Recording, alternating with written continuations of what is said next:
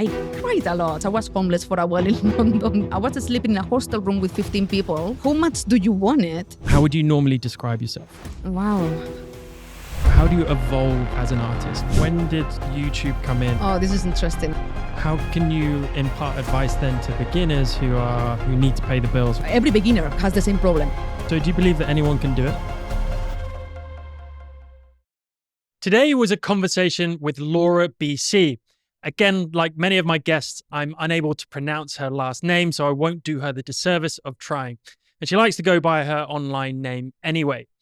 Laura is from Spain, but moved away from her home country purely in the pursuit of a freelance photography career at a time when she had very little other than her camera and a backpack. After some years of hustling in London, Laura started getting some more frequent jobs, and it was a real pleasure to hear her story of how she went from basically nothing into a self-sustaining photography business. We also chatted about her digital profiles, especially her growing success on YouTube, her equipment, her passions, and her methods, not to mention her recent life-changing move to Bali. Laura has an infectious attitude and zest for her photography life, and it's hard to be around her and not become positively energized with her attitude. She's such an inspiration and a real joy to talk with, so I hope you find this podcast also enjoyable. So here is Laura BC.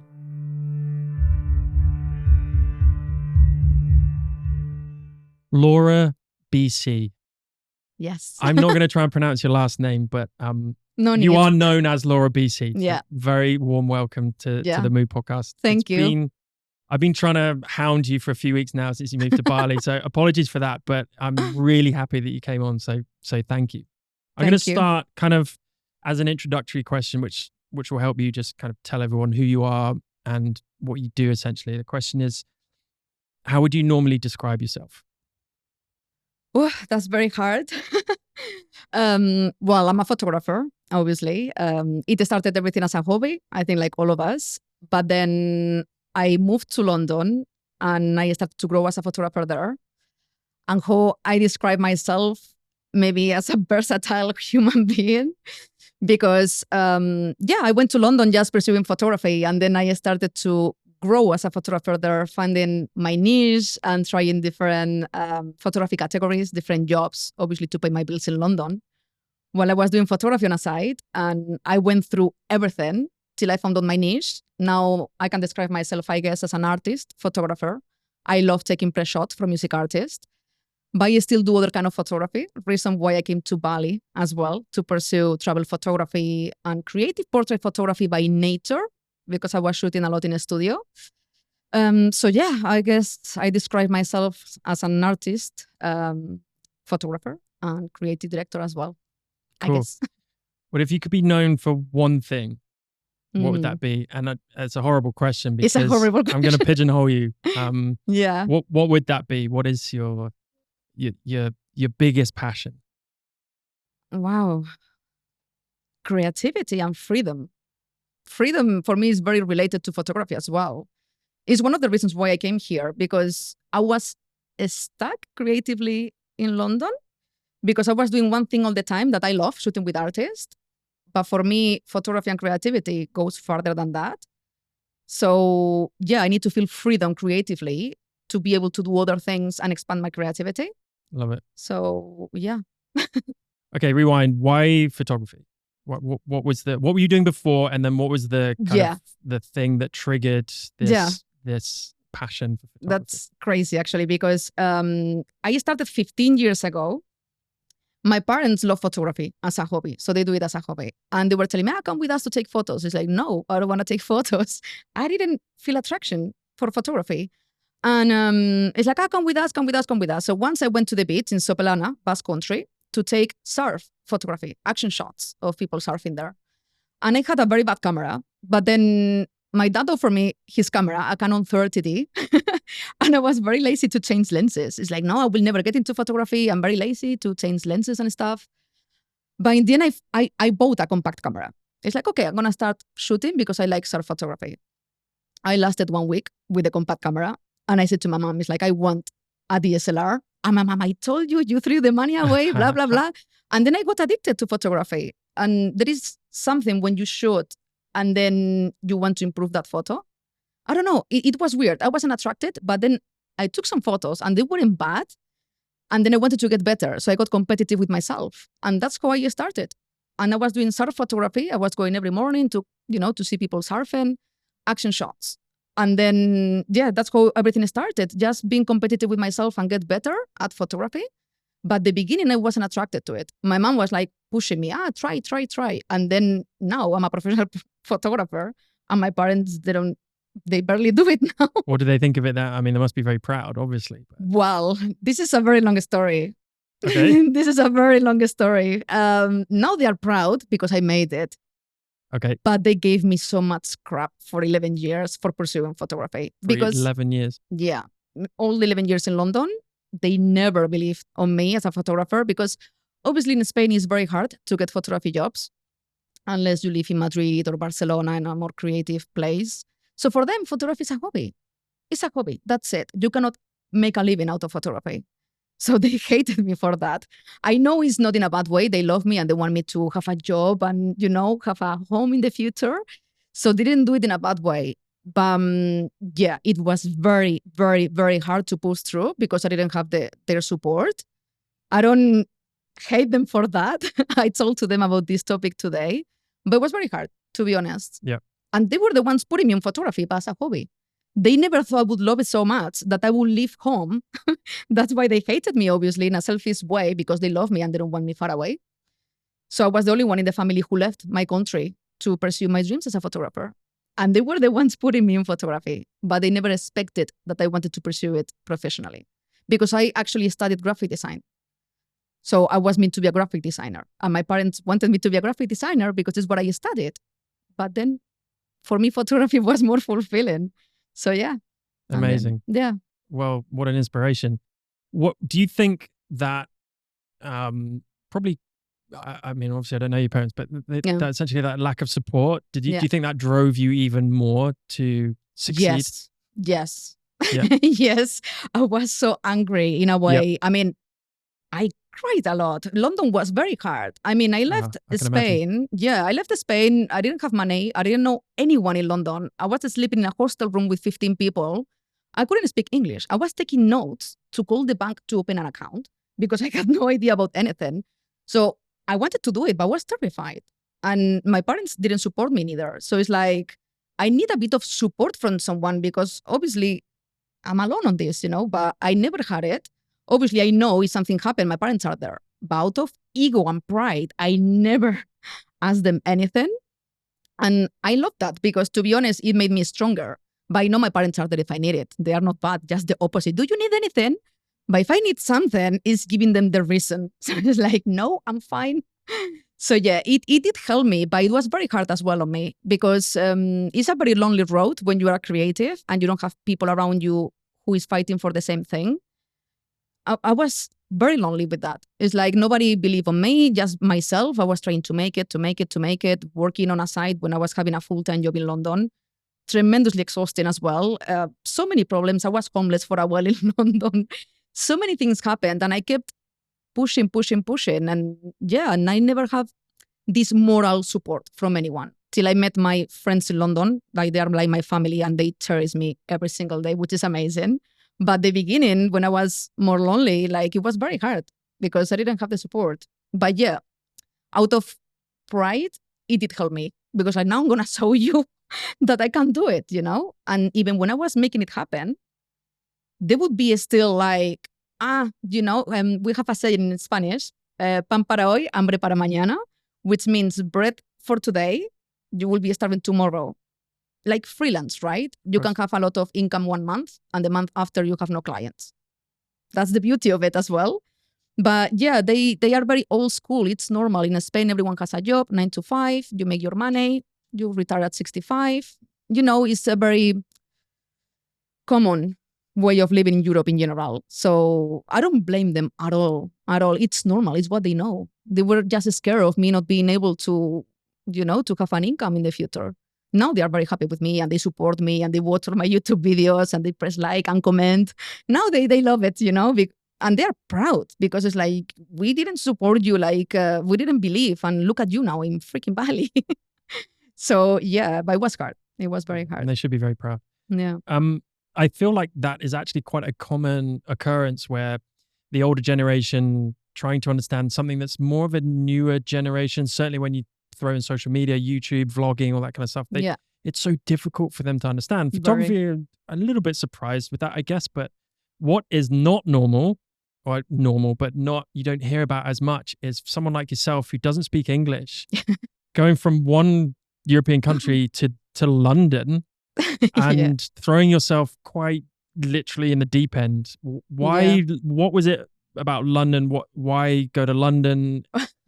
What was that thought process? It's very funny. That's why, I don't know, my life has been crazy because actually, I knew when I was 18 years old, I wanted to leave my country, just out of the blue. It's like, I want to learn English. Like, I want to be able to speak English because it's the international language.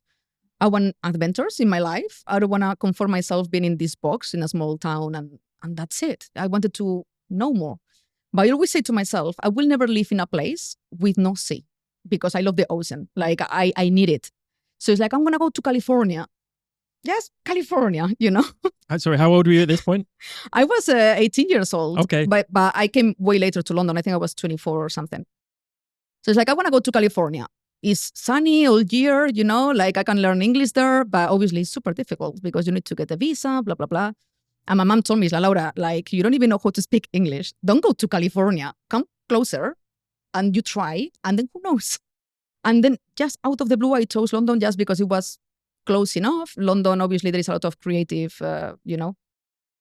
So yes, I chose London, but I've never been there before.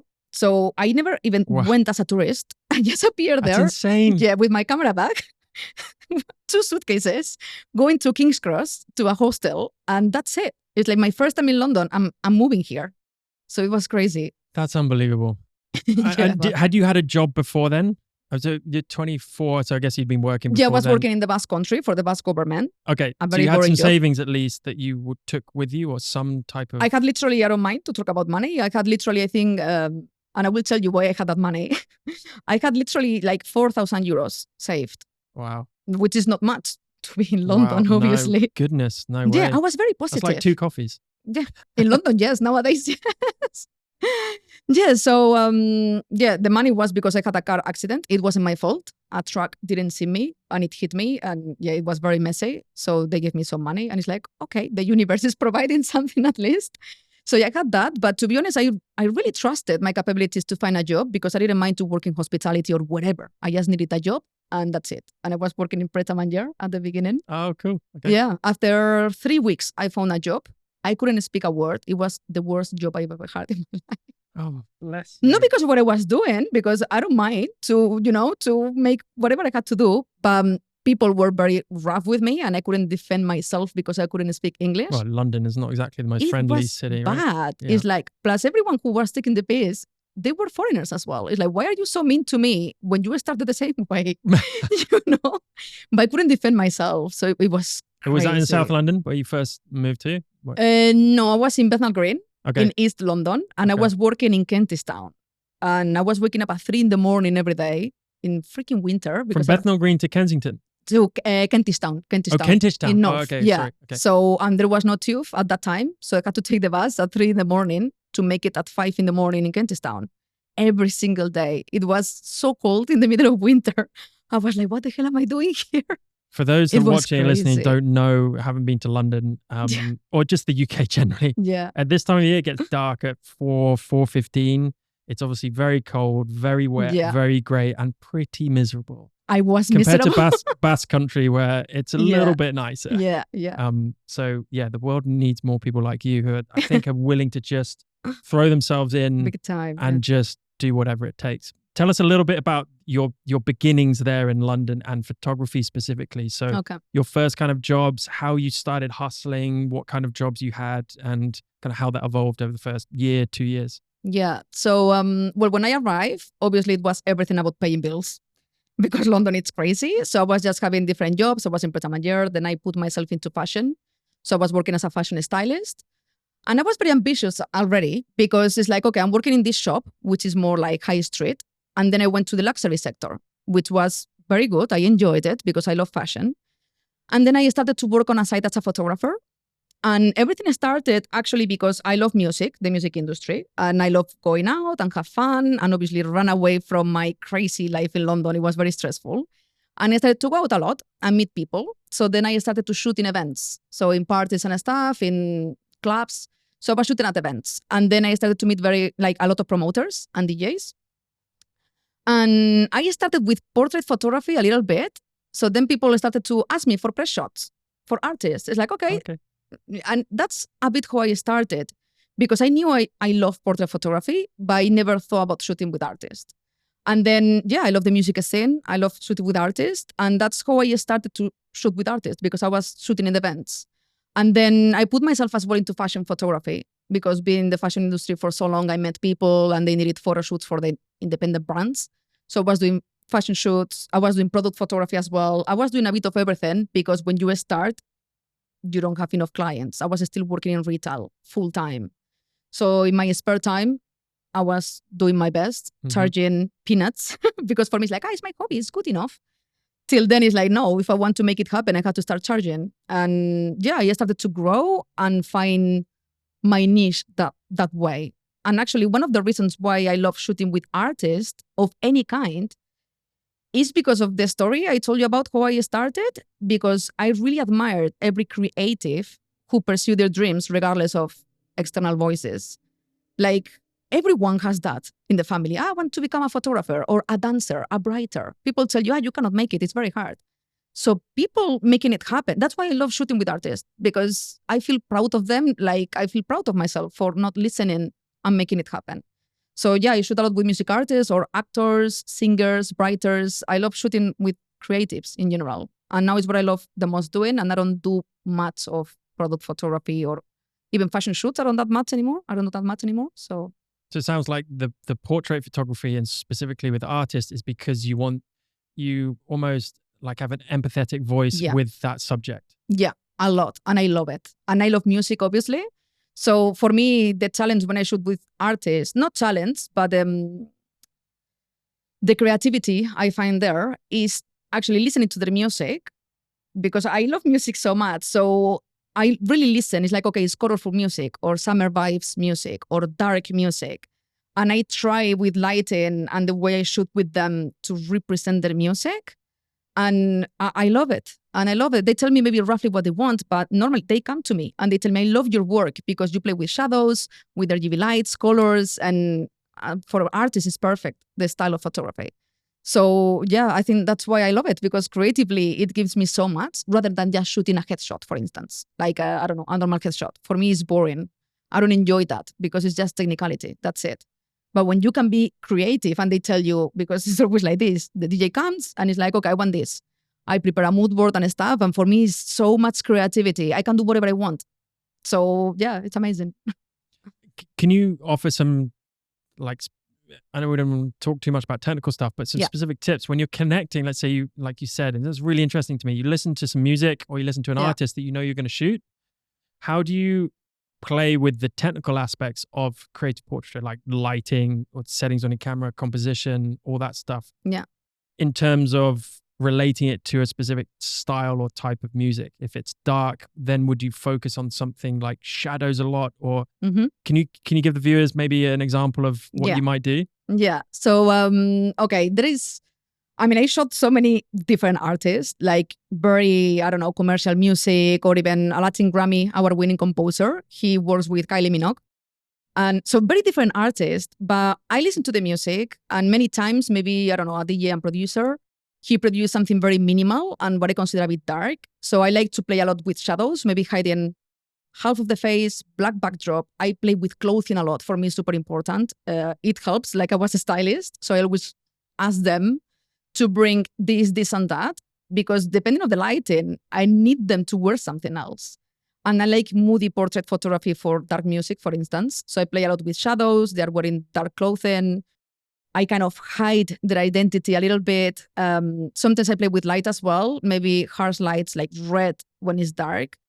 And then for more commercial music, for instance, one of the last artists I was shooting for, he does this kind of pop ambient music, which is very different.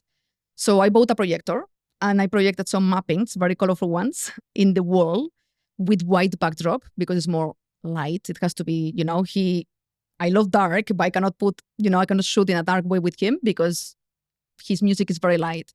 So I bought a projector and I was using mappings on him, very colorful ones, and I use white.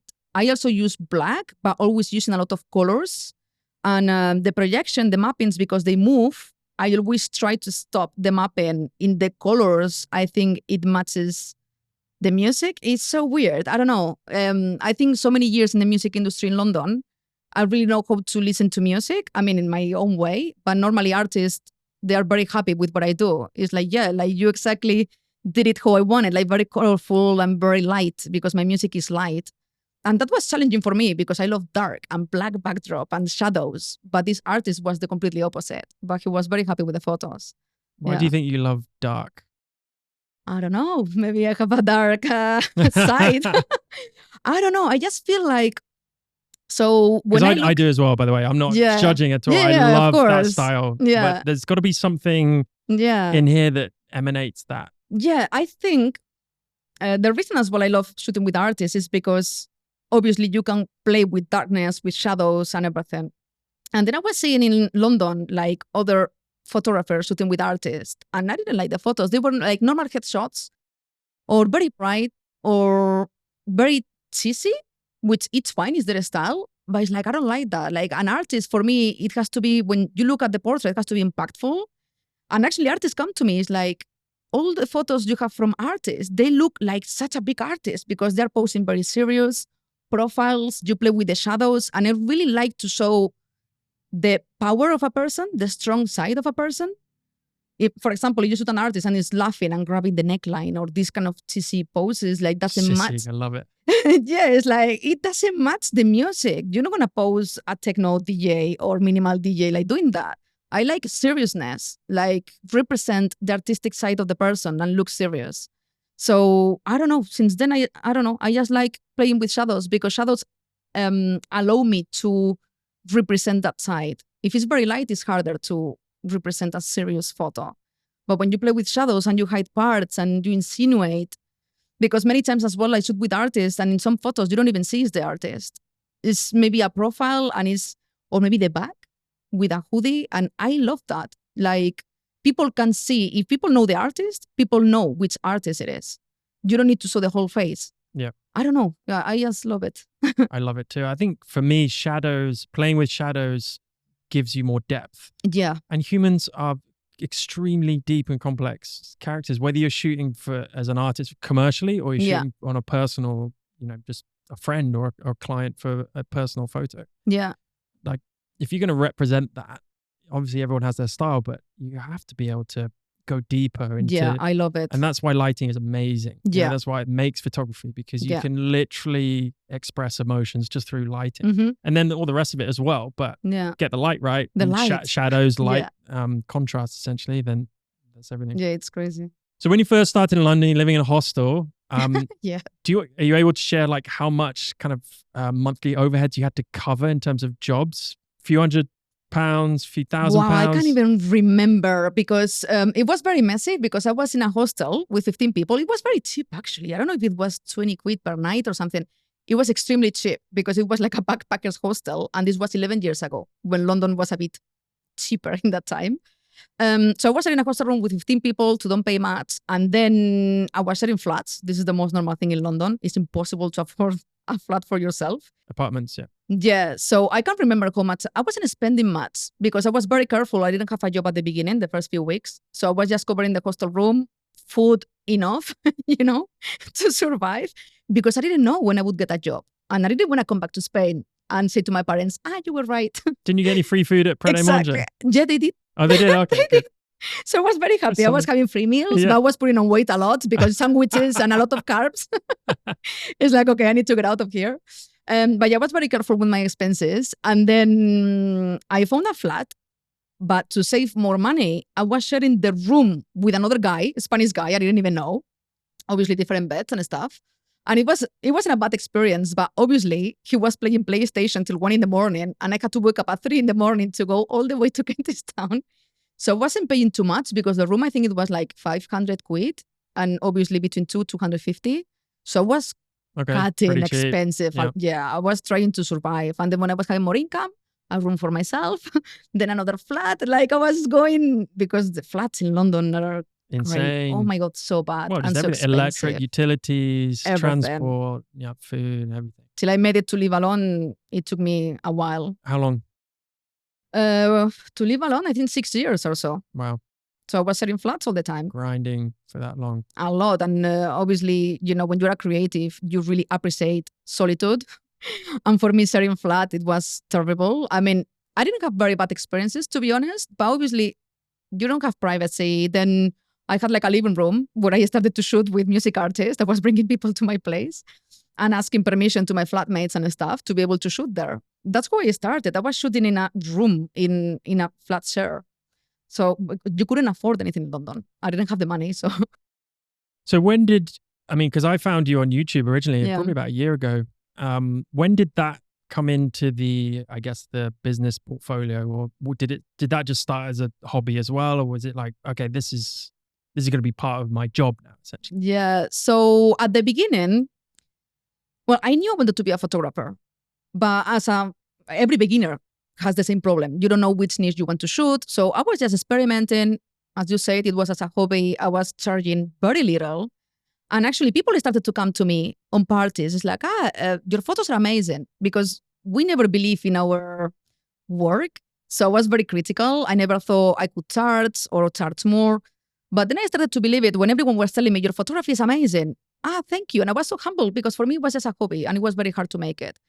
But then I started to have more clients and I was charging, as I told you, very little. And this happened, this is when I opened my eyes. One of my clients, who is a huge DJ now and producer, like he's doing very well. I remember he told me, Laura, this other DJ, he paid, I think it was like $3,000 for his press shots. And it's like, Laura, your photography is better than that photographer. And you are charging me, I don't mind to talk about money, it's like, and you are charging me 250 quid. When a client tells you, like, you are charging peanuts, that's a problem. And since then, I got so upset with myself. Yeah, it's like, oh my God, like, actually, there are photographers. And I saw the photographer, it's like, his photography is very average. And he's charging $3,000 and I'm charging 250 quid. So then is when I was like, more proud of my work. It's like, if I want to make it happen, I'm going to charge double. And actually, when I started to charge double, people started to respect me more, because people can smell your need to make money with photography. And when I was starting 250, I would get still clients telling me, can you do for 150? And I was like, maybe, because obviously you want to make it. But then I realized, no, you want to make it, you have to charge more. And I started to charge more. And now my clients are, okay, it's maybe expensive or I cannot afford it, but I'm going to save money and come back to you. And that's the goal as a photographer. People who want to shoot with you, not someone who is, charge me 150. You have to think about your gear, your editing software is so many expenses, and travel expenses in London as well. I will be losing money if I charge 150 quid. Mm-hmm. So yes, since then I realized if I want to make it, I have to charge more. And actually, because I was having a lot of bookings with artists and I loved it so much because I have creative freedom. It's like, okay, I'm going to pursue this. And and then I started to grow. And then when I was charging more, people were respecting it, because by then, because I was shooting out with artists, I already had a portfolio. So I had my website and then people could see it. And I didn't do too much marketing either. By then, I didn't even know how to do it. People would come to me. I did a lot of network going out because people knew me. And so it was very easy for me. And people came to me because they like my work, which makes things easier because you don't have problems with clients. People come, I love your work. Great. And since then, I enjoy a lot working for myself because I know people allow me to do whatever I want and they are happy with it. Yeah. So when did YouTube come in? Was that? Oh, this is interesting as well. Okay. Yeah. So this was during the pandemic, the YouTube channel. Okay. So I was with my ex and I left London. I was living outside London, close to Derby. Derby? Okay. In Matlock, like in the middle of nowhere. Love, right? And I was super worried. It's like, I'm going to make money now here. And he was like, we'll take you to London, blah, blah, blah. didn't happen too often. So yeah, then the pandemic hit and I was pretty sad there. Like I was struggling with my mental health because I complain about London, but London gave me so much and I love the craziness. I'm extremes. So the pandemic hit and I was like, okay, how I'm going to make money now? Because I broke up with him and then I came back to London and it's like, how I'm going to make money now that I cannot shoot with people because of the quarantines, the lockdowns and everything. So it's when I started to do product photography to be able to have an income. People would send me the products and stuff. But yeah, I started my channel. It's like I wanted freedom. That's the reason why I made it and I'm here now. Because I realized depending on client work, I would struggle. And I didn't want to struggle. And during the pandemic, it's like I want to be able to earn money and that's it with my camera. But now with my camera, I can make money if I have clients. And I couldn't have clients. So it's like, okay, how I'm going to monetize my skills online to be able to pursue that freedom. And I always thought about that YouTube channel years and years and years ago. And I didn't want to put myself in front of a camera ever. And suddenly, I don't know, something clicked. It's like, no, I need to do something when I was still outside of London. And I started the channel there and I didn't have views. Like it was so much work, no views, but every single week, educating and sharing my story as a beginner, how I started in London. And the channel started to grow. But everything started because of the pandemic and how I saw myself lacking clients. It's like, how I'm going to shoot portrait photography if we are in a lockdown? I realized how powerless I was with my camera. So it's like, okay, let's do YouTube. Let's try to grow it. So then, as well, this is a big thing. I wanted to have a YouTube channel so then I can choose my clients. Because creatively, time ago, I used to take so many jobs, no? Food photography, even I did. Like, I don't enjoy it, but it was money. So now I can afford to be, okay, I just shoot with artists, which is what I love the most doing. I don't need to do this gig because I have the income online. And creatively super important because as a photographer, I'm sure you know, like if you are forced to do something you don't like to do, even if it's with a camera, it kills your creativity a little bit. It's very dangerous. It's very dangerous because when it becomes your job, it's very dangerous. You have to be careful of what you shoot to don't, How can you impart advice then to beginners who need to pay the bills, right? I mean, it's such a difficult trade-off. It's like, I've got to pay the bills, but I don't want to lose the passion for what I'm doing. And I want to do my own stuff and I want to do my own photos and projects and stuff. I mean, where do you start as a beginner? I mean, how do you balance that? You don't balance it. I was all over the place. I was food photography, product photography, one event at night on a Friday in a club somewhere in the middle of nowhere. Everything. And on my channel, actually, I encourage everyone to do everything because having versatility is going to save you as a photographer. Because at the beginning, you don't have, maybe people don't know you. You don't have enough bookings or what you want. So don't be picky. Just take on board everything that comes your way because you're going to learn a lot because I did that way. For example, during the pandemic, because I couldn't make money and my YouTube channel, it was a baby channel by then, I started to shoot product photography. So if I wouldn't have known how to shoot product, I wouldn't have survived in London when I came back in the middle of the lockdowns. So people were sending me the products and I was shooting that.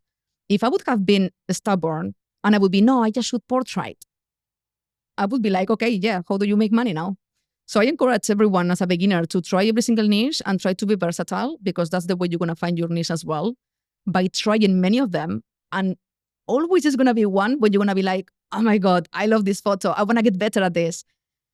And it happens naturally. I think at the beginning, when you're a beginner, you struggle a lot to trying to find your niche, but you cannot decide a niche till you shoot within many. And I did travel, I did product, I did events, I did food photography. I touched everything. And you learn a lot and then you find your way without even realizing it. I think it's great. Yeah.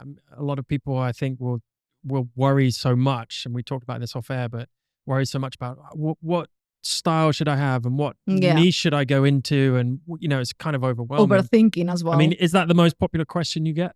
Yeah. And I can relate completely. I used to journal a lot. I will come back to it because I think it's very good. And I was all the time writing these questions. Which niche should I choose? What do I like to shoot the most? And then I have a massive list. I love travel photography. I love artist photography. I love so many niches. It's like, why the hell I have to choose one? So, but then you see all the advices from big photographers. Niche down, niche down. It's like, I don't freaking want to niche down. So Yeah, I think it's better to don't overthink when you're a beginner and just find out by yourself, because social media is very damaging in that way, because you get influenced by many people and then you are not listening to yourself. You are listening to others. So many times on my videos, I say, it's like, don't listen to me if your situation is different. I'm telling you my experience so it can help you to understand yours. But yeah, I struggle a lot with my niche because I just didn't want to focus on one. So yeah, you will find it. With your YouTube journey,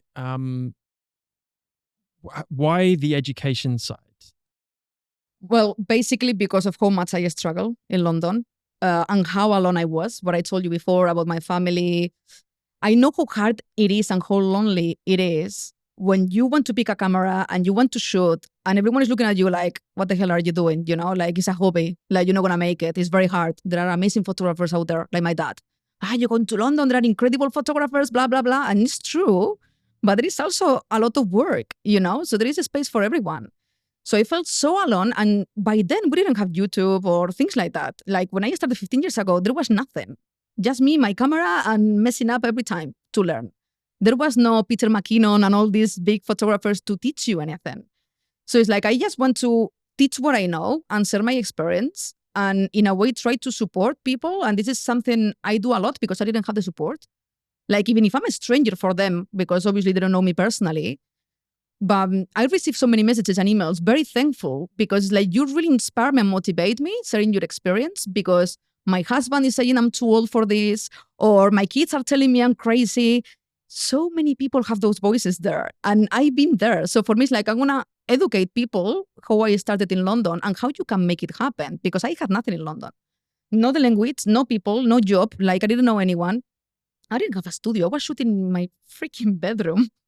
So it's like, you can make it happen, because people think, okay, I want to become a photographer. I had to rent a massive space, buy a million lights, and they see it's very impossible, like to achieve.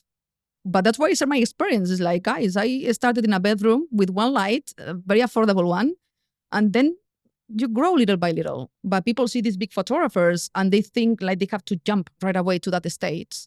So I don't know, just because of that, I wanted to help other creatives because I didn't have any help and I know how hard it was for me. So do you believe that anyone can do it? No, I mean, I will say if you really want to, yes. Sorry, like so many people get stuck in their own head. Because for you, it's easy to say. It's like, no, it's not freaking easy to say. Like, I didn't know even the language when I arrived to London. And I ended up being a creative director of a fashion company for a millionaire family in Chelsea. I started making sandwiches in Pret a Manger at 3 in the morning with no Great English. sandwiches, by the way. Yeah, exactly. So it's like, I'm not saying like, I'm not saying this to be like, yeah, I'm proud of myself, but it's like, how much do you want it? You know, like I know for some people it's easier than others, depending of which country are they living. But for me, it's like, okay, I didn't have photography job in Spain. I left to London. You know, for me, it's like you have to find yourself. I don't know how to explain. If you're free, like you can do whatever you want in life. And now it's so accessible for everyone. I think it's never been easier. Yeah. I think it's so lucky. You have a phone now that you could start being a photographer on your phone and make money from it. Yeah. Fact. And you have free courses, YouTube, like free. It's all free. When I started, there was nothing free. Yeah.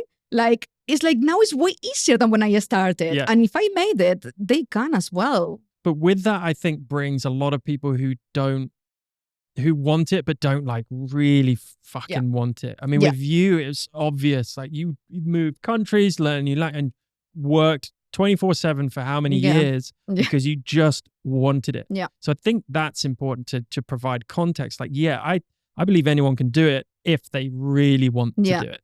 Right. Yeah. And that's the same with a lot of things, but people do see people on social media or on YouTube and go, oh yeah, I can do that. Or I want to do that. And then they, a couple of months and they fall by the wayside. But 100%. You've just got to really want to do it and want to enjoy that process. Yeah. Otherwise, you're never going to make it. It's like YouTube. So many people think like you're going to post a video and it's going to go viral and you're going to make it happen. No, I've been posting videos every single week with no views. And it's so much work and I didn't have views. I know that feeling. Yeah. All week working like crazy and then 10 views. Yeah. And all like, that work and effort into the production. But at the same time, you're learning about yourself, how to do things. Exactly. You learn. Hey guys, before I let you continue with the video, just indulge me for a few minutes.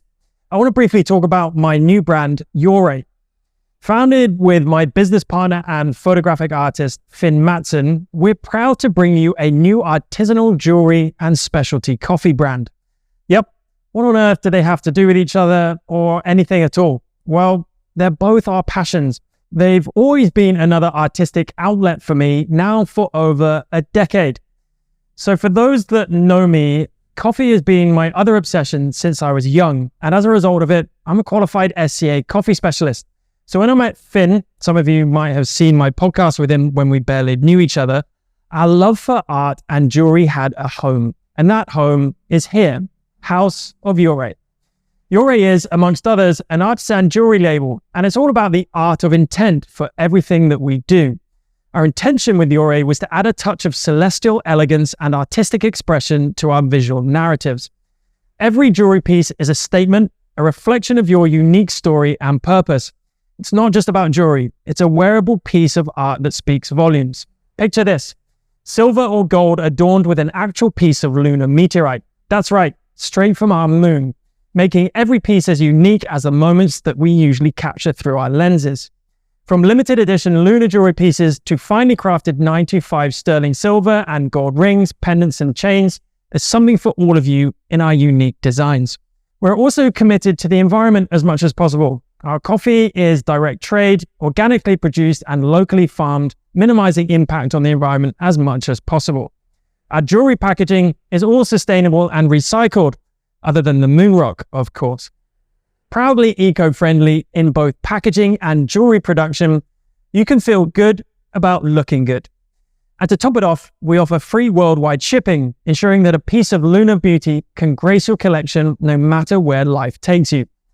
And if you ever find yourself here in Bali, please come and visit us. Our cafe and community-driven art house is a haven for creatives just like you. So before we head back into the video, please just take a moment to explore E030's collection. And as a special treat for you, my wonderful audience, E030 is offering an exclusive discount. Head over to our website and use the code below for a 10% discount off your jewelry purchase. The link and details are in the description. Anyway, thanks so much for listening, and I'll let you get back to the video now. Tell us how you have grown. I mean, you're nearly at 100,000 subscribers, which is going to be amazing. I'm very happy. How have you grown, in your opinion? Why do people follow you? Why do people subscribe to Laura BC? So at the beginning, I was very bad on camera. I consider that. People say, no, you were good. I was terrible. But then when I started to relax a little more and be more genuine, I guess, because there are so many YouTubers, there are two states. I teach ABC and that's it. But when I started to open up about my story, we've been talking about now, people started to relate more. So people loved that I share my beginnings. I think too many people are so imperfection all the time. So people can feel discouraged. It's like, okay, how I get there? But I saw them, actually during the pandemic, I did a video, super genuine. It's like, guys, I'm going to show you how to do a home photography studio with an IKEA curtain pole and one backdrop and one light, and people started to subscribe a lot because that's how I started in London. Like in a mini studio I did that hack and I started to shoot with artists there. So people started to see on me, it's like, okay, this is not, trying to be like, oh, she's perfect all the time. I achieved this, I have this studio. No, it's like, listen, guys, like if you're a beginner, this is how I started and I made it happen. You can too.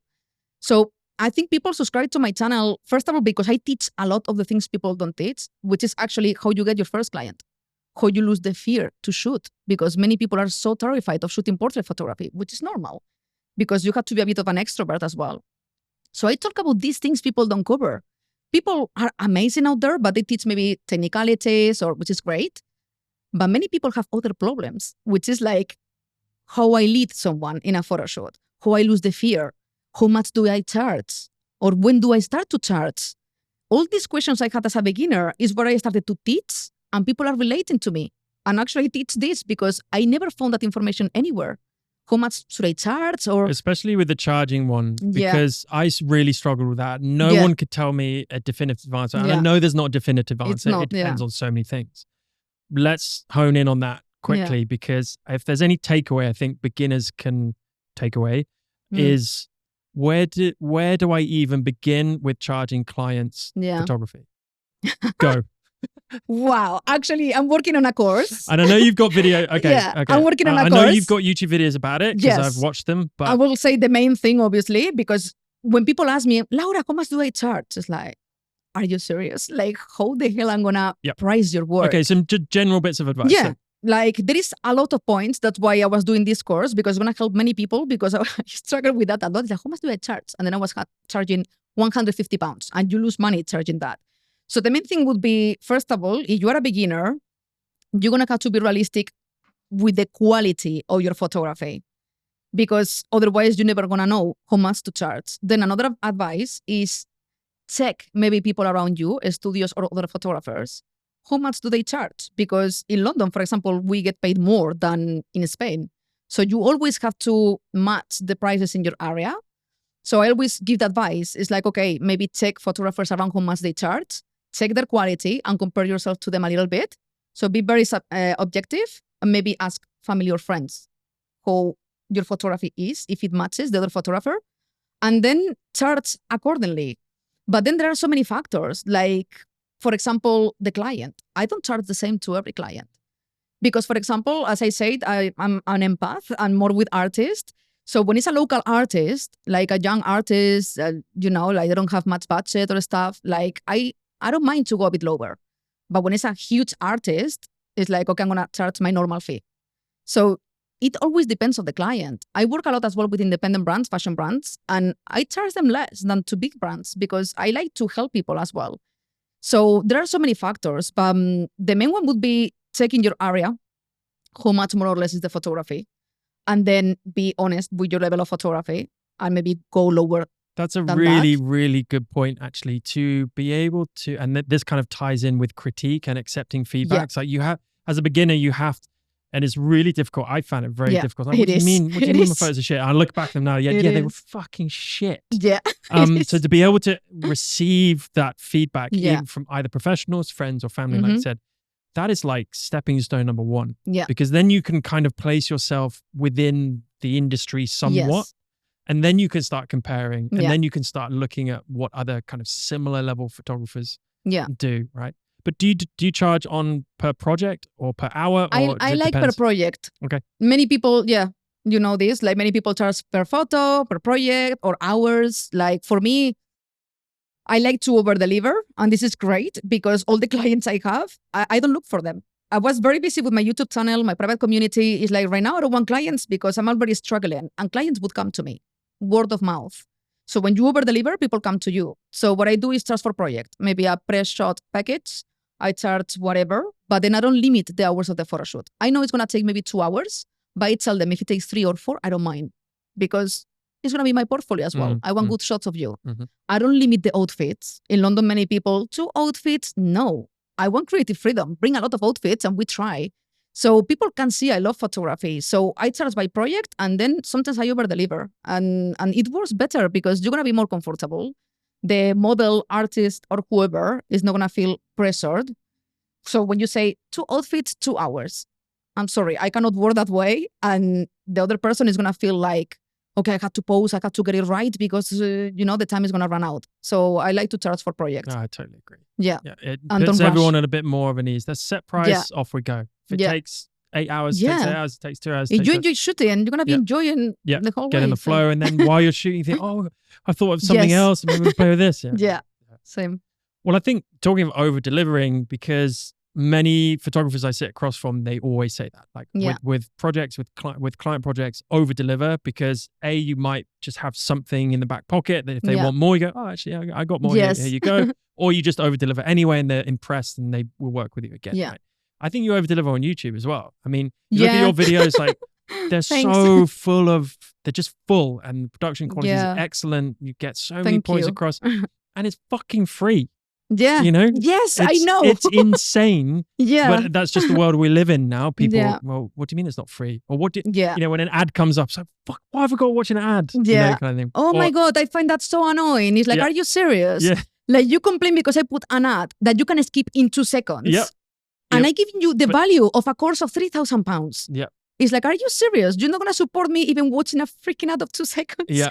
It's so unfair because I would love them to see them 15 years ago when I started. We didn't have anything. It's crazy. Yeah, that's crazy. What is the biggest critique you've had? Let's think about YouTube specifically. I mean, you must get lots of comments. I haven't read all your comments, but there must be some kind of, certainly when you first started, maybe some comments in there you're like, oh, negative comments, or is there anything that come to mind that may have actually helped you in the long, not kind of off the cuff shitty comments, but maybe some constructive negative comments that have helped you, or that you've been proud of to absorb? Yeah, to be honest, I'm very lucky because I was expecting, I was expecting like more haters because they always say, no, how do you know you made it on YouTube when you have haters? Always. Yeah. I have a few, but they don't bother me, but they never, no, they're also happy with what I do. Just many people tell me I speak too fast. That's something I absorb because I know I do that, but I cannot change it. So I tell them, because you can actually slow down on YouTube the speed of the video. So yeah, you can actually put it to play for 2 or -2. So then people can put me to so you slower. are speaking like this. Yes. I tell them that. It's like, this is who I am. In Spanish, I speak even faster. It's like, it's very hard for me because in the moment, I don't script. I script my videos a little bit, but I don't have a teleprompter. So basically, I had to pretend, I had to pretend the camera is a human being, which is hard enough already. And then I had to remember every single point because it's educational, right? So I don't want to miss any point. So while I'm explaining something, I'm already thinking in the next point to don't forget.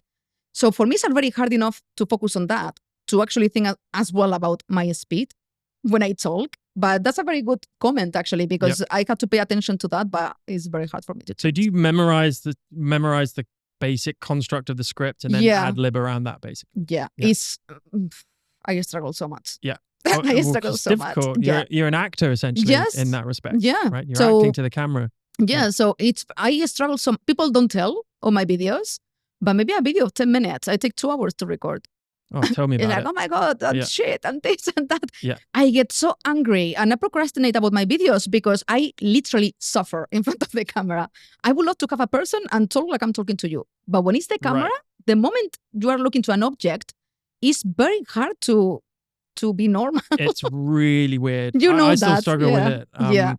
Probably why I don't do so many of the longer form tips and tricks videos. Yeah, do you struggle as well with the camera? I mean, Fee's in here a lot of the time helping me, so it helps. Okay, yeah. But when I'm on my own, like looking at the camera, it's just so weird. I don't know who I'm talking to. Yeah. But it's something I guess eventually you get used to. It sounds like you haven't yet, but I haven't. I mean, I guess I'm better. Everyone says that, but no, I still struggle so much and I suffer so much when I record. Did you style yourself on anyone, like we're going to photography in a minute, but YouTube wise, were there inspirations that you looked at and go, I want to build my videos a bit like this. I want to look like this. Was there any inspirations with that? To be honest, not specifically. Obviously, I've learned from the big ones, Peter McKinnon and all these people, but I didn't want to be, for example, a big mistake of many new YouTubers is copying. And it's very common, no? Because you think, okay, he made it or she made it. He or she's done well. So they copy. You see that a lot. For me, it was like, no, I just want to humbly teach what I know and try to help and see what happens. Obviously, I really wanted to improve my filmmaking skills, B-roll, this, that. So I was watching a lot of tutorials. So I always wanted to, because obviously educational can be quite boring as well, because it's just talking. And I hate editing that because I find myself boring. Even though the other person is taking value, for me it's freaking boring. It's just me talking. So I always try to record B-roll to try to put B-roll on top. So it's more digestible. Stock footage. Yeah. It's like I'm trying to do something different. I'm still finding my style. That's why now I'm in Bali and I'm going to have more creative room, because in London I was recording my studio all the time. Studios, because it rains every day. So I cannot go out there to it's like I cannot do anything. I cannot do fucking depressing. Yes. It's like I cannot go outdoors to shoot with a model and making it more dynamic. So it's like in Bali it's gonna be amazing because I can do creative portrait photography in a rice field somewhere and bring more fun to the channel. If you were to narrow down on one thing that's contributed most to your growth on YouTube, what would it be? To grow when I was a beginner and nobody knew me, make searchable content on YouTube. Sensible content. Searchable, like things that people can search. Oh, because okay. YouTube is like Google. Yeah, so it's a search engine. Yeah, exactly. So you put how to do this, how to do that, how to create a home photography studio. That one made me grow a lot. So I was playing with that. It's like, what can I teach that I know people are searching for?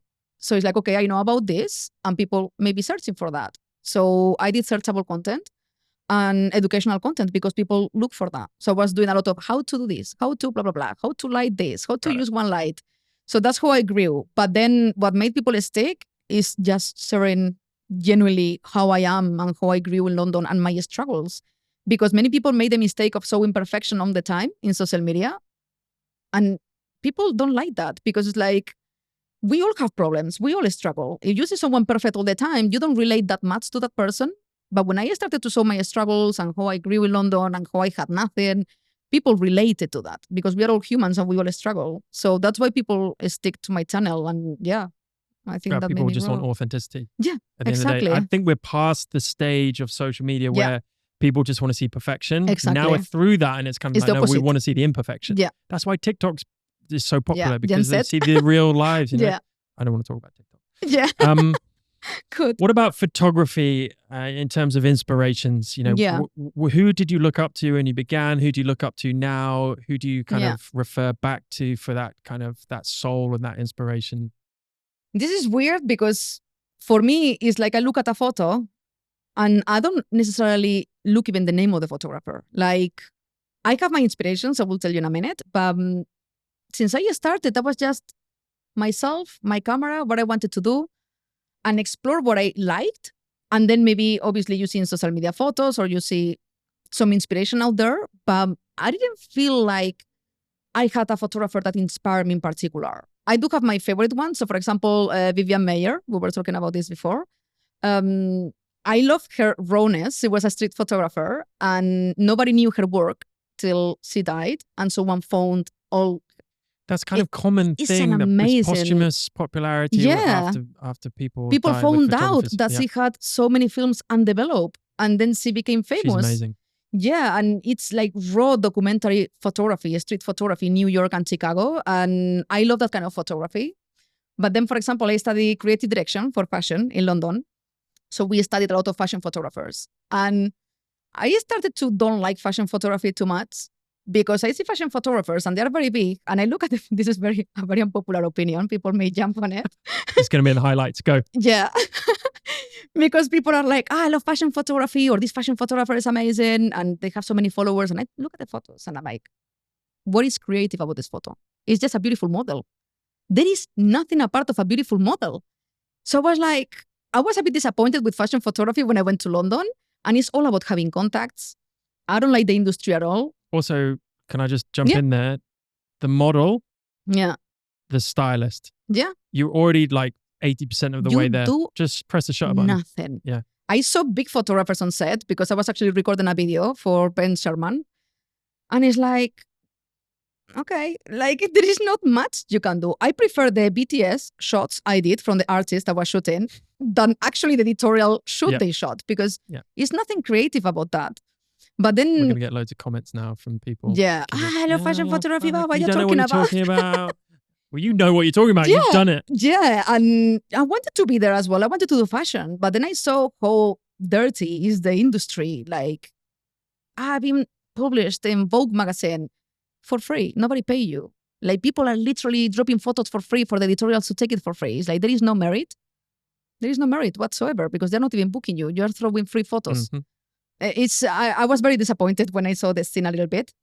But one of your inspirations is fashion photographer. Yeah, Mario Sorrenti is called. He's Italian-American. And yeah, I was doing this course. So we were doing research from various fashion photographers. And they all were like, okay, celebrity models, like beautiful photos, a studio, amazing dresses, as you said.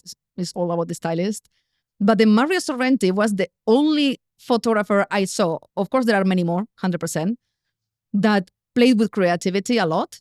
So I saw shots from him, like using architecture and the like super weird postures of the model to frame, I don't know how to explain, like it was very creative. It was okay, maybe the dress, but then the way he was leading the model to pose, to match with the architecture of the background, he used to fill the frame. It was very structural, very abstract.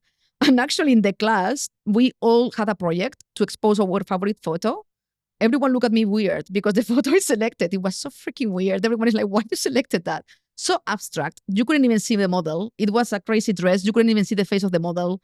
Very weird pose. And nobody understood. It's like, for me, this is amazing. Because I kind of can't see what is going on in his head.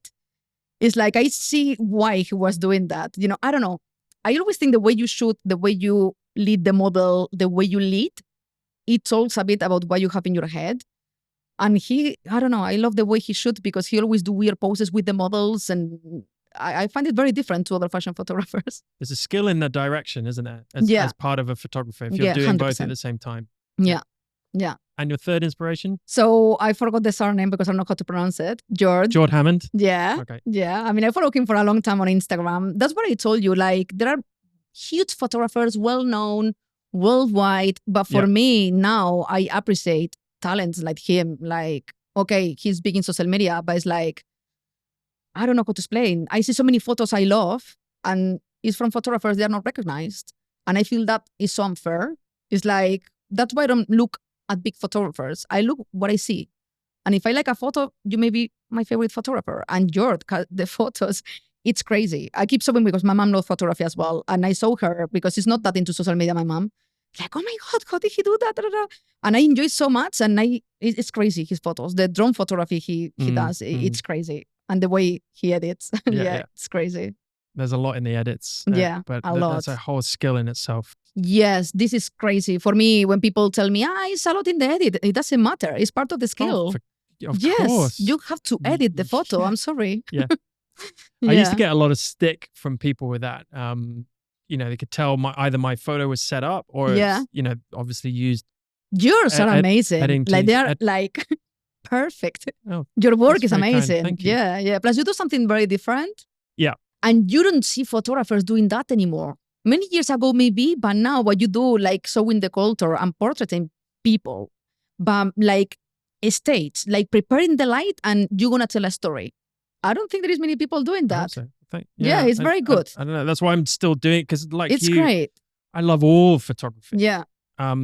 Maybe not product photography and maybe not fashion photography either, but pretty much every other niche, every other style, sub niche, whatever you want to label. But that's a strength. I love all of it. Right? Yeah. But so I've always doubted like which path do I want to go down? Yeah. What do I just always come back to? And it was always that. Plus, I didn't see many other people doing it. So there's a lot of people that don't like it, but those people do really like it. Yeah. And that's enough for me. You have to stick to it. Like I used to get a lot of stuff. Oh, you edit. You shouldn't be editing. What are you talking about? That's integrated in photography. You're editing as soon as you pick up the camera because you're choosing what goes in that frame. Yeah. Like that's, exactly. But you have to edit the photos. That's part of the art. Even if you film, you're editing the photo. Exactly. Yeah. And everyone does like documentary travel photography, no? Like I love doing that. But many people do it. But what you do is literally, no, I want to portray this person. I'm going to tell the story and I'm going to make the photo the best I can make it. And there is no people doing that. And it's great. Yeah. Yeah.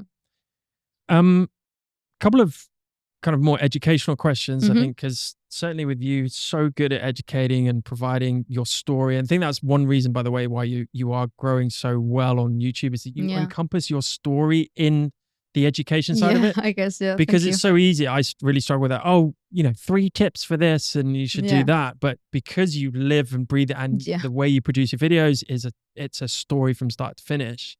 I think thank you. That's amazing. But let's get boring for a little bit. Give me a couple of tips and tricks do you think no one really talks about that much? The first one is related to what I said before, because everyone talks about technicism, how to edit, the basic knowledge. But the first one is to don't listen to anyone unless they are supporting you in your path. Okay. Yes. And this is something, when I say it on my channel, people is like, thank you for saying that, because actually my husband says I'm too old for this. My kids say this, and that actually really limits you. Yep. Because for me, obviously I pushed through, but it was very hard to push through when you didn't have anyone that believed on you. So don't listen to people who tell you cannot make it. Just push through regardless, because many people feel overwhelmed already with the fact that they have to take a camera and learn it. If on top of that, people around you is telling you, why you gonna bother? There are so many good photographers out there. They're not gonna take the camera. It happens. I see all my subscribers struggling with that. And nobody talks about this. And it's psychological, basically. So that would be one tip. Just don't listen to anyone unless they are supporting you. And if they are not supporting you, that's fine. Take your camera and go out there and shoot and keep learning. Fuck them all. Yeah, fuck them all. Yeah. Literally, literally. And the more they're gonna give you shit, like the more you have to pursue what you want to, to show them, because there is a space for everyone in the photography industry. I was terrified as well. Yeah. It's like London. It's like, London, you have so many jobs. Yeah, but the competition is crazy. The photographers in London are insane. But then you have a lot of work as well. So I encourage everyone to do it and don't listen to the voices, because it's overwhelming already to learn photography enough to also listening to the people, you cannot make it. It's just a hobby, blah, blah, blah. So that would be one tip. And another tip, this is regarding portrait photography, would be, because I have so many introverts asking me this. It's like, I'm an introvert. How am I going to become a portrait photographer? And I think you can make it, because I'm not an introvert, I'm an extrovert. I think everyone can tell. But yeah, like at the beginning, I was terrified to shoot with people as well, because I didn't have the knowledge enough. I was scared to feel stuck in the studio and the client could see that. Be awkward. Yeah. Yeah. You have to feel confident, and it's fake it till you make it in a studio. So I feel always like confident. Even if you messed up, don't be nervous. Don't be quiet. Always talk, like practice, because everyone tells me, everyone struggles with this. How do I make a portfolio? I'm terrified to shoot with people, because they want to start to shoot with clients. Don't do that. Shoot with your sister, your brother, with family, friends. Because when you are shooting with them, you're going to learn how to lead someone. You're going to see maybe problems you can solve later. So start shooting with friends and family, also to get a portfolio or collaborations with models. Don't charge, and so you don't have the pressure. And then when you trust more your abilities, you're going to feel less nervous to shoot with someone who is paying you, because you already know you feel stuck what you had to do, because you already experienced that. Yeah. A beginner mistake is jumping. I want to work with clients. Yep. No, first you have to, shoot with people you feel comfortable with, because I understand it's very intimidating. I never wanted to be a portrait photographer. It's the niche I didn't want to touch when I was doing surf photography, because I thought it was very difficult. It's like, I don't want to shoot with people, like so hard, making them pose and making them look good. Like never in my life I would think I would be a portrait photographer, and now it's what I enjoy the most doing. So yeah, practicing a lot. I think in what you were talking about, which I would just kind of add, but make the same point. Yeah. I see a lot of portrait photographers, certainly starting out, not managing expectations of the subject. So if you're using friends and family, yeah, definitely start with friends and family. Yeah. Even self-portraits, just so you kind of know the flow of being in this room. Yeah. Do a self-portrait in the same room that you would do a portrait with a client or a friend and family. But also practice learning how to explain to them what's going. You said don't not talk, right? Always talk. Silence is not awkward. good. Not it's good. awkward for them. So if you're constantly talking, that just puts, you talk about fucking anything. Yeah. There's Fee, my wife, she's brilliant at that, because it allows me to focus a little bit more on the creative kind of what I want to get, and Fee's kind of the icebreaker. And that's good. But obviously a lot of people don't have that luxury, but that and managing the expectations. So saying to that person, definitely if you go from friends and family to models, there's always models out there that want photos. Yes, exactly. And you just have a collaboration free. Yeah. So you can practice, but when they come and say, I'm just practicing, I can't promise you anything amazing, but like, just let me practice on you and hopefully you can get a few good shots. So their expectations are not like, I'm going to, this is going to be a top professional shoot, but just if they know that you're a beginner and that you're just trying and testing, it's fine. Everyone's okay with it. Yeah. But again, it's just that managing expectations. Yeah. Yeah. Sure. Third tip. Do you have a third tip? Yeah. You mentioned self-portrait photography. Yeah. And this is for me, oh my God, I don't even know how many times I say it on my channel. And many people, but you look good in your self-portraits. It's like, I post my self-portraits, but you don't need to. Learn with self-portrait photography. I learned portrait photography with myself. I didn't even know I wanted to get into self-portrait photography, because for me it was, okay, I don't have a model. I was still in Spain. I want to learn portrait photography and I don't have a model. It's like, okay, I'm going to practice with myself. And then I fell in love with self-portrait photography to express myself. But self-portrait photography, you can learn a lot. Many people feel intimidated with the studio lighting. It's like, do self-portrait photography. I still, before every photo shoot, many times when I want to try something new, I experiment with myself. I put the camera there, I put the lighting I'm thinking about, and then I start to shoot. Yeah. So then the day after, it's like, okay, this idea I know is going to work. Practice with yourself. Like, this is the best tip ever. Nobody's watching. So even if you mess up a million times, nobody's watching you. And then you're going to be able to learn about lighting. It's like, okay, if I put the light here, let's see how it looks. Okay, I don't like it. You learn by yourself. You don't need a model. You don't need to practice with someone else or bothering to find a model. I always say this, and many subscribers is like, but I'm not photogenic. Who cares? Nobody's going to watch the photo. Just yourself. Just don't post it and that's it.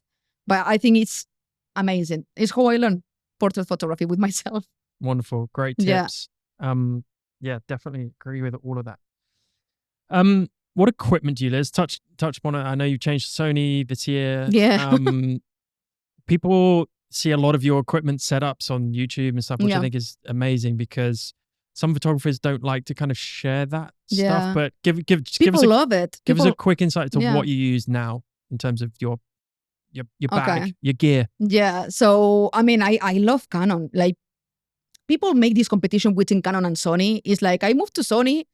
I have videos about this for some reasons because now I do video as well. And I think the Sony cameras are incredibly versatile and very easy to change between programs and stuff. Yep. To shoot video, photo, like, it's very quick. So versatility, that's why I changed to Sony. But I love Canon as well. And people get stuck into, which brand is better? They are all freaking amazing, regardless of which one you choose. Absolutely. Yeah. So when people got even upset with me, oh my God, Canon is better. It's like, don't be that way. Like, I didn't change Canon because I didn't like it. I love Canon. I didn't want to leave Canon. But then it's like, okay, I'm going to take Sony because actually I have the Sony A7R5 and it has everything I need. For my YouTube videos, for photography, I needed versatility. So if I wouldn't have a YouTube channel, probably I would be still with my 5D Mark IV and it's a DSLR. I was very happy with it. I love that camera because it's big and heavy and I love it. So I didn't want to change necessarily. But yeah, I use now the Sony A7R5 as my main photography camera. And then I have my vlogging camera, which is the Sony A7C, which is quite tiny. Okay. So it's easier to vlog around. Mm-hmm. Sometimes I use the Sony A7R5, but to vlog and stuff, the Sony A7C is perfect. Those are my go-to cameras. Then I have obviously the drone, the GoPro, blah, blah, blah. Lighting? Sorry? Lighting? Lighting. I don't even have lighting anymore because really? I came here. Oh, okay. Yeah, I brought the brand Zion. I don't know if you know. Mm-hmm. It's written Z-Jun. It's like a Japanese brand. Because I started to collaborate with them for YouTube. And I love the brand. It works and it's affordable. So I'm not like very fussy about lighting. And I was using Godox, affordable as well. Great. Yeah. Yep. And then I have to talk about Elinchrom because I do have a reflector from Elinchrom. And at the beginning, when I was a beginner, I thought it wouldn't make a difference. Like, I can have something affordable and that's it.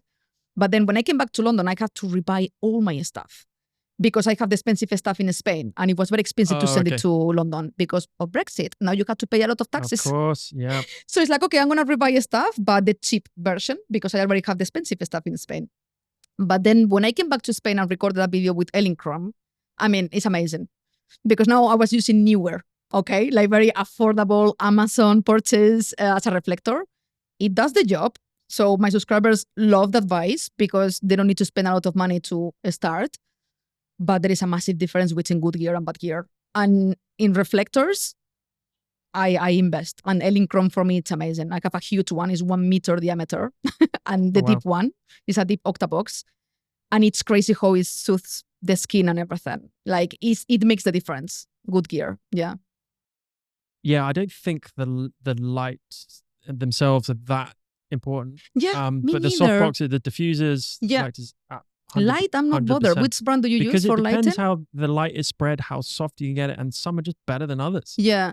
Well, these are Godox, but I usually... You have Profoto, no? Profoto. Well, I have 2 Profoto lights. One I take is kind of my on-location light because it's I saw smallish. It's good. And I have a 135 cm softbox, which just about fits into everything when I travel and most rooms for intimate portraits. Now lighting is so affordable. Years ago, you had to spend $1,000 to own a light. Now with Godox and these small brands, as you said, you don't notice that much difference. It's better to buy a good SD diffuser. cards are more expensive. Sorry? SD cards are more expensive Oh than my lights. God, almost 400 quid I pay for mine. I just broke a 512 gigabyte one yesterday. Oh my God, that's crazy. And I was like, they're so expensive and it hurts to buy SD cards and SSDs. Hard drives, yeah.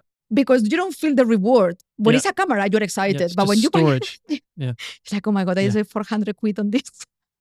It's very expensive. And now recording videos, 4K, you need capacity. A lot of storage. Why are we not evolving in that space yet? Why are we not just basically got an SD card that's that big and an SSD that's that tiny. big, that's 3,000 terabytes. And traveling, you travel a lot as well to travel with all the hard drives and SSDs and SD cards. It's Come crazy. On, guys.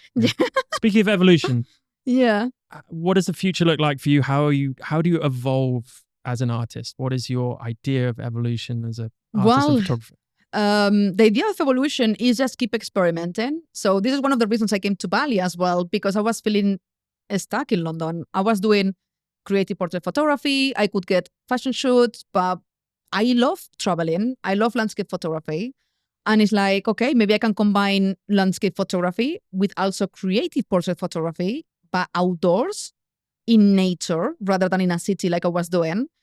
So for me, evolving is experimenting. I'm learning every single day. Like every time I'm productive, I'm not doing something. I like to watch tutorials to improve my videos because I love filmmaking. I want to get more into it. I want to be able to merge photography and video in both. Maybe for BTS on my channel, like do like nice B-roll of the model in a beautiful landscape and then take amazing pictures. So all this combination, I couldn't do it in London. So for me, evolving is keep changing countries. Like it's like everyone is like, oh my God, you left Spain for London, now London for Bali, what's next? But now I can do it, right? I don't have any attachment, so I'm just pursuing my creativity and, what it fulfills me. So yeah, I think you have to chase your creativity. And evolving is that, it's experimenting. It's not, because many people would say to evolve is become better at what you are doing. And for me, it's not necessarily that. I think it's experimenting other things. Because when you're a creative, the possibilities are endless. So it's experimenting. Maybe you don't like it, but at least you tried it. And evolving is trying different things. Yeah. Yeah, that's a good way of putting it. Yeah. Is there a path towards such a thing as success? And if so, how do you define success?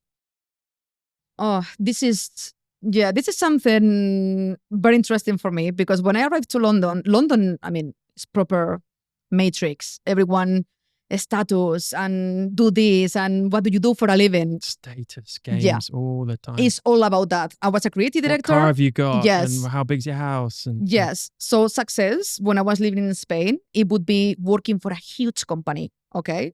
For my parents, success is that. And it was for me because it's what I knew. So work for a big company or, in the field of photography, maybe become a big photographer to be published in this magazine.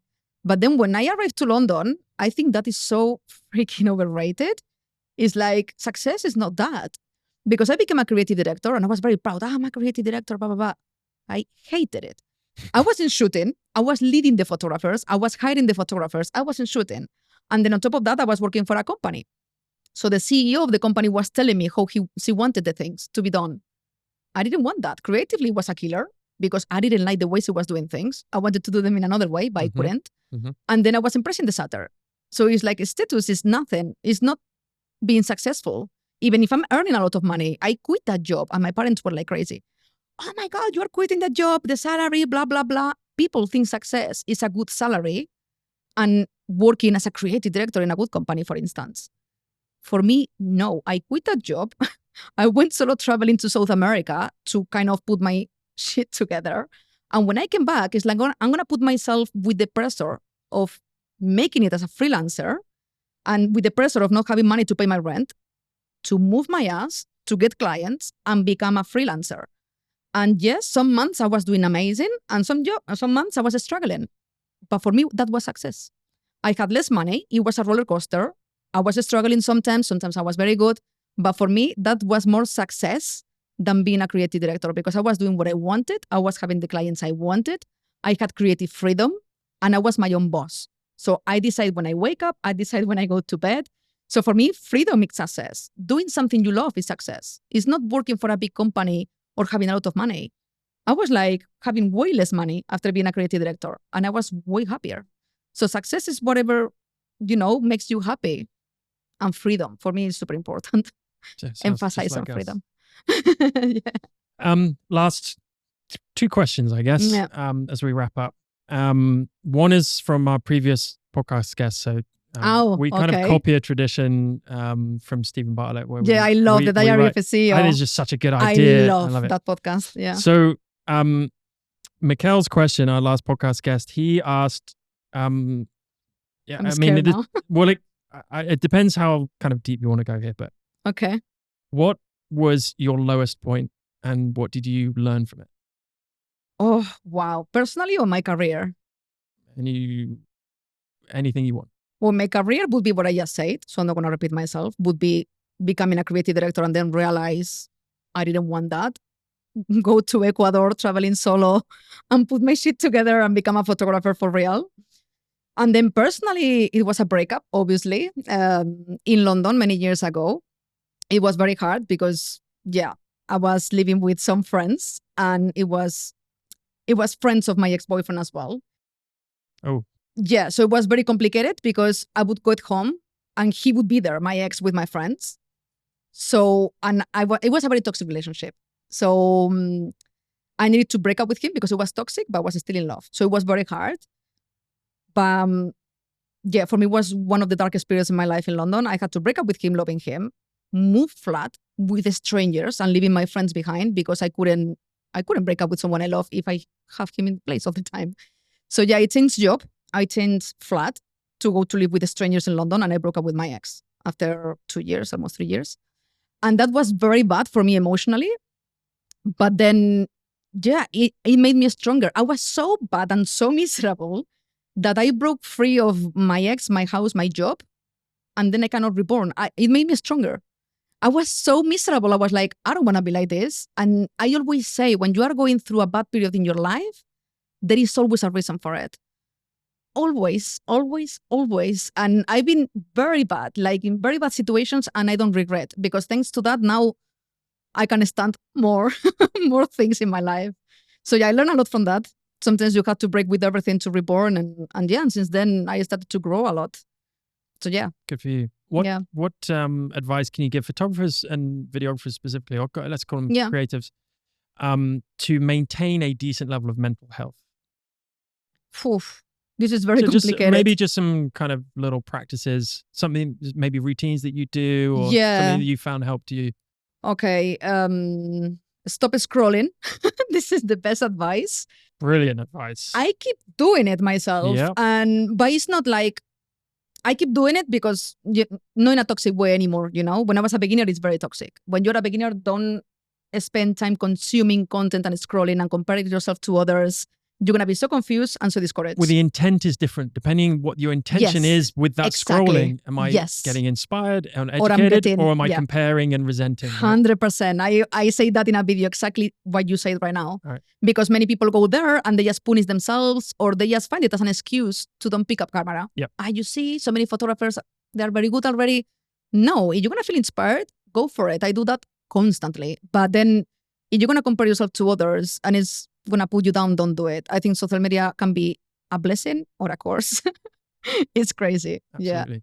So for mental health, don't compare yourself to others. Stop scrolling unless it's to find inspiration in a healthy way. And do what you love. Don't be conditioned by people telling you, because maybe even someone may be supporting you. Don't do this kind of photography because there are not too many jobs about this niche, for instance. Don't listen to that. Or if you listen to that because you want to make profit, obviously we all need to eat. Make sure you always do something creatively that you like, because otherwise you're going to end up hating it and hating photography, and that's not the goal. Wonderful advice. Totally agree with everything.